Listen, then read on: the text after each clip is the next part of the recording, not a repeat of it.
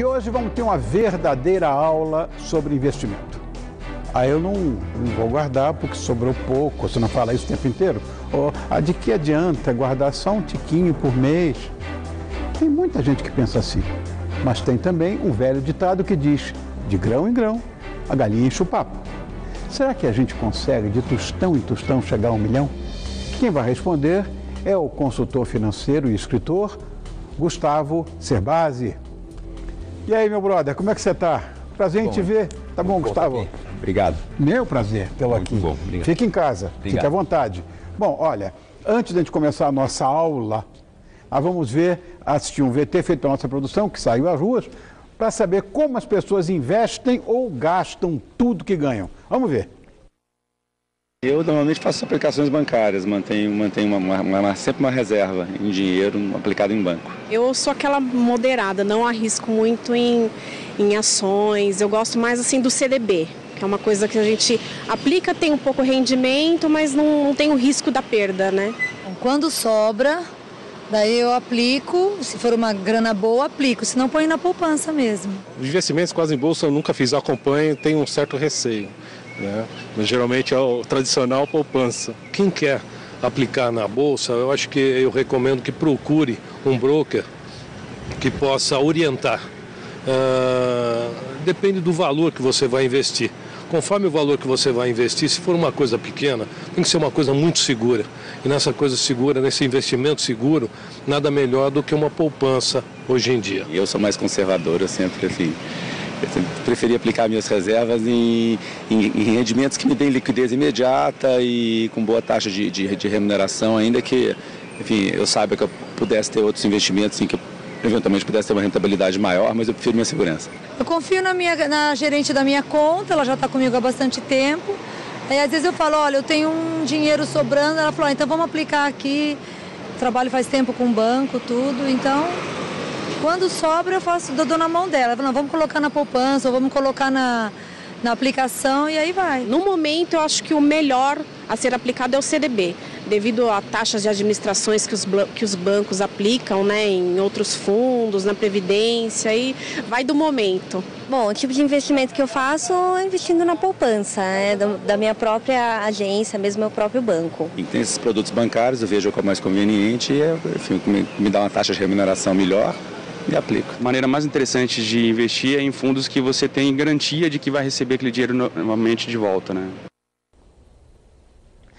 Olha, é interessante. Sabe que uma coincidência, bem que não existe coincidência, né? Apareceu aí um dos meus mais queridos amigos, um dos meus mais íntimos amigos, que é o Sérgio Denadai, apareceu dando o depoimento dele. A gente deve acreditar no que ele falou, Gustavo, Sim. Porque é um dos homens mais bem-sucedidos da América Latina.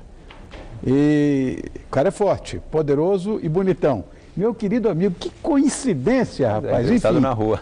Pois é, ele está falando de investimento. Eu queria que você dissesse, primeiro para a gente, Gustavo, o que você considera, ou o que é considerado investimento? Olha, Rony, você viu que tanto o seu amigo Sérgio quanto os demais entrevistados, eles se mostraram bastante propensos a investir e recomendar renda fixa, né? Por quê? Porque no Brasil de hoje, os juros da renda fixa ainda pagam bem, pagam muito acima do restante do mundo. Só que investimento não é renda fixa. A renda fixa é um instrumento para nos proteger da inflação. Por acaso, na atual conjuntura brasileira, diante de um certo desequilíbrio, uma certa preocupação com o futuro, o governo brasileiro está sendo muito generoso e fazendo da renda fixa um investimento, um grande presente para os brasileiros. Investimento é multiplicar dinheiro. Investimento é comprar barato e vender caro. Quando você compra conscientemente um imóvel, sabendo que ele vai se valorizar, porque pesquisou o mercado, falou com corretores, visitou incorporadoras, entendeu como que está evoluindo o metro quadrado em diferentes regiões da sua cidade, você está investindo. Pode ser que sua escolha dê errado, porque muda um fator, uma conjuntura, investimentos envolve uma certa probabilidade. Mas quem se envolve com o mercado, não importa se é imóveis, não importa se é ações, não importa se é o tradicional fazer rolo, comprar barato e vender caro, não importa se eu comprei num leilão, se eu comprei de um amigo, se eu comprei nos classificados. A partir do momento que a pessoa comprou barato, vendeu caro, não desfrutou desse lucro e passou a reinvestir, ou seja, tratou o investimento realmente a parte da sua vida, Essa pessoa está multiplicando o dinheiro. Se eu compro um imóvel por 100 mil e vendo por 120, pego os 20 e levo a família para fazer uma viagem, não estou investindo, claro. Eu estacionei meu patrimônio em 100 mil reais. Claro. Se eu pego 120 e compro alguma coisa que eu vendo por 130, compro 130, com 130 alguma coisa que eu vendo por 150, um dia eu vou comprar por 1 milhão, o que eu vendo por 1 milhão e 100. Então, esse investimento envolve uma certa disciplina, uma certa perseverança, principalmente no começo, e muito conhecimento, muito engajamento, curiosidade, para que eu esteja preparado para aproveitar oportunidades quando elas surgirem. Seria esse o primeiro passo do investidor? Olha, o investidor primeiro tem que escolher o mercado. Porque se eu agora na televisão, com o nosso grande público assistindo, recomendar às pessoas que investam em ações, por exemplo, eu posso estar cometendo uma falácia aqui e recomendar às pessoas que investam naquilo que não conhecem. Hoje, investir no mercado financeiro, nós temos oportunidades. Conhecendo, você se aleja. Mesmo conhecendo, nós estamos muito propensos ao risco. Mas lógico, exatamente. Você arrebenta todo, isso exatamente. É um mercado mercurial. Exato. Você não sabe o que vai acontecer.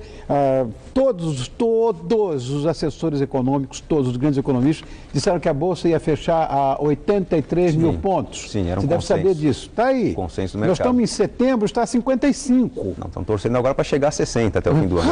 Você vê, imagina o que o tio Rony tomou de cacetada nessas brincadeiras aí. E tanta gente também. Com toda a experiência que tem, pois né, Rony? A gente não pode desprezar. Gosta disso. Mas é importante entender que o investimento requer também do investidor, de quem esteja operando essa modalidade, consciência do limite que pode assumir em termos de risco. Exatamente. Então, não se coloca todo o dinheiro num imóvel, numa empresa, num conjunto de ações.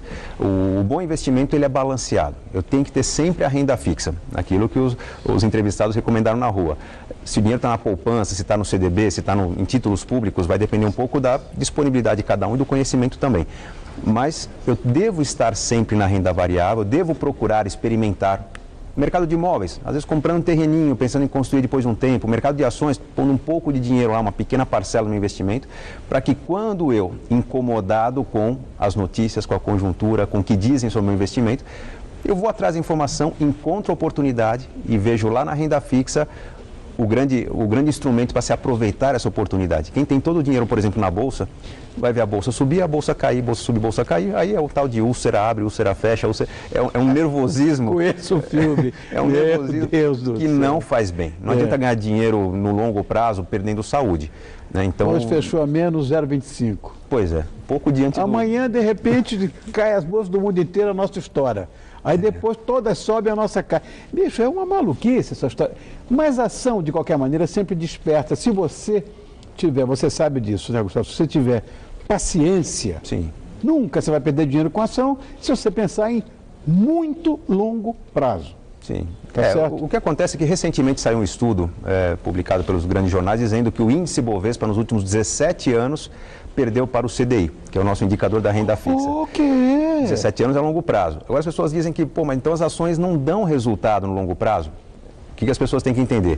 É que índice Bovespa não significa resultado das ações. Sem dúvida. Índice Bovespa pool. Tem uma cesta de ações de empresas, boas empresas, empresas não tão bem avaliadas. Grandes empresas, empresas pequenas, propensas a quebrar. Quando as pessoas seguem a recomendação de corretoras com as quais se sintam bem atendidos, tem uma carteira de ações, eventualmente um ano ruim como esse, pode-se perder dinheiro. Mas, na média, a orientação de um bom especialista tende a trazer 75%, 80% de acerto. E quais as melhores ações para você escolher para começar a investir? Não vou falar de ações individualmente, empresa A ou B, porque eu prefiro discutir sobre estratégia dos diferentes mercados. Quem hoje quer investir em ações tem que entender que está se tornando sócio de empresas. Claro. De que empresas o público gostaria de ser sócio? A economia do momento hoje é o Brasil, né? A relação Brasil com China, com Índia, são os países que estão saudáveis, países com propensão a crescer. Então, empresas que tendam a lucrar com o desenvolvimento de Brasil, China, Índia, Rússia também, chamados BRICS, né? O bloco dos países que mais tendem a crescer nos próximos anos. Brasil, Rússia e China. Exatamente. São pessoas que vão estar investindo em empresas saudáveis, empresas boas. Então, consumo interno, empresas relacionadas a combustíveis, por exemplo, quem comprou ações da Petrobras no ano passado está frustrado. Nós sabemos que a médio e longo prazo nós temos aí uma propensão de ter boa descoberta de petróleo. Bancos siderúrgicos. Bancos brasileiros têm um crescimento extremamente sustentável, consistente nos últimos 40, 50 anos. Ótimo negócio no atual momento. Siderúrgica já é um setor que gera dúvidas porque apanha muito no mercado internacional. Mineradora? Exatamente. Mineratura é a mesma coisa. Mas vamos falar do varejo interno. Redes de supermercados, companhias aéreas, empresas de varejo mesmo, de negócio na internet, são empresas que têm uma boa previsibilidade em termos de resultado. Aí cabe a análise mais profunda, mais detalhada do especialista das corretoras. Claro, é importante a liquidez também. Às vezes tem um papel maravilhoso, não conseguir vender. Então, liquidez é um aspecto importante, porque quem quer ganhar dinheiro com a oportunidade das ações não pode desprezar a sua necessidade que a incerteza, o imprevisto, o infortúnio traz. Claro. Todos nós temos imprevisto na vida. Eu, você, quem nos assiste. Sem dúvida. Estar preparado para o imprevisto, que pode ser um desemprego para alguns, um problema de saúde, um pequeno acidente de carro, uma coisa boa. As pessoas antigamente achavam uma honra ser chamadas para ser padrinho de casamento. Hoje é um abacaxi, tem que comprar um presente bacana, a pessoa não está preparada e tal. É de lá que sai, daquela reservinha que sai esse dinheiro. Você bota o dedo na ferida, Gustavo. Impressionante, Rony, né? é o dia a dia das pessoas. Ai, Deus meu. Um sobrinho querido chamou para você ser padrinho de uma festa, você tem que tirar dinheiro que não está previsto no orçamento. Você não vai acreditar, isso só muda de endereço. É a mesma coisa. Na minha casa, você sabe que a minha mulher tem uma verba separada para presente de casamento, porque é todo mês todo mundo casando. E agora estão com a mania de casar no final do ano. Isso acontece com todo mundo. A sazonalidade nos presentes. Agora tem presente para todo mundo, inclusive para os casais.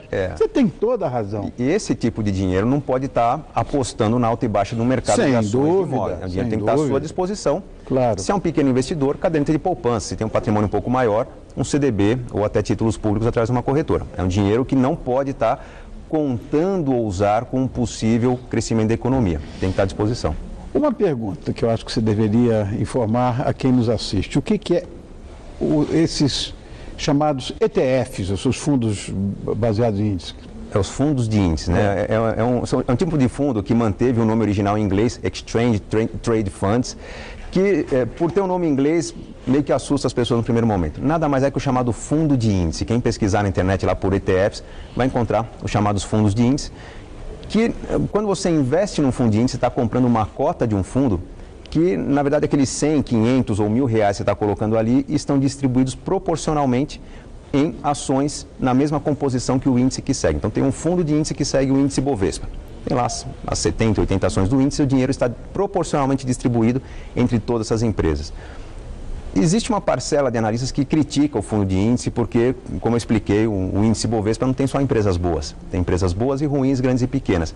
Só que tem um fator interessante no fundo de índice que é extremamente oportuno para quem é conservador, tem medo de perder dinheiro, que um fundo de índice não quebra.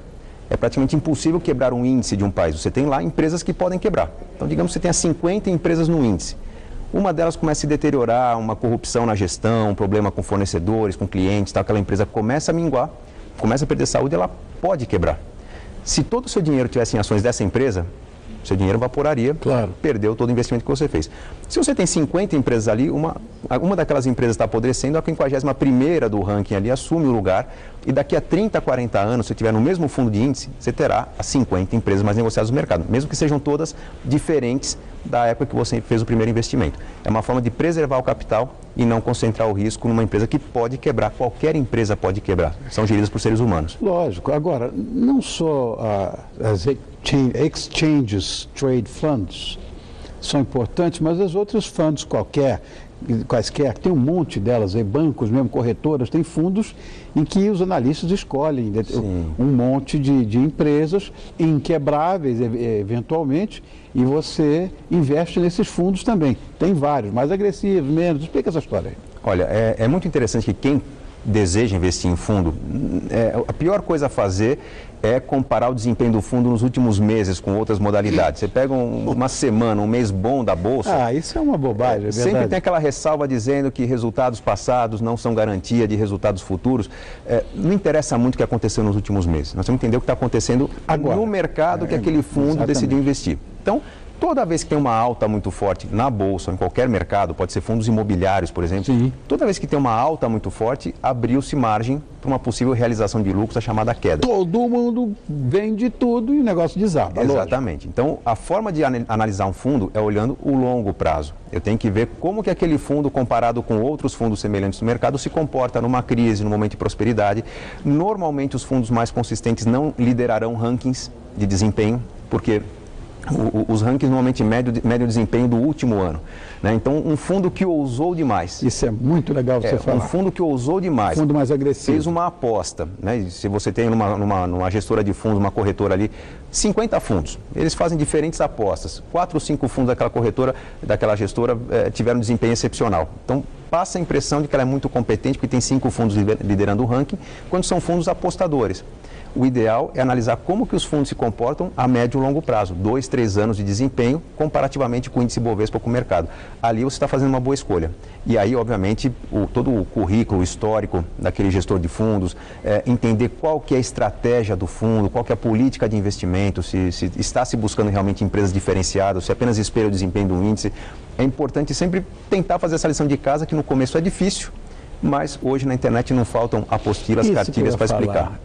Mas muito mais do que isso, tem os simuladores hoje, Simuladores, né? Exatamente. Lá na internet, eu já vi, é muito divertido, inclusive.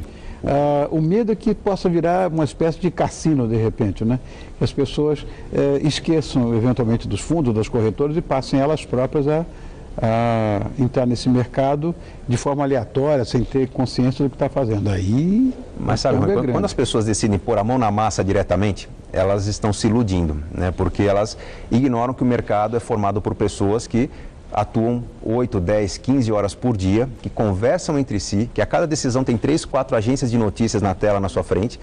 E essas pessoas também erram. São pessoas, como eu falei, acertam 75, 80% das vezes.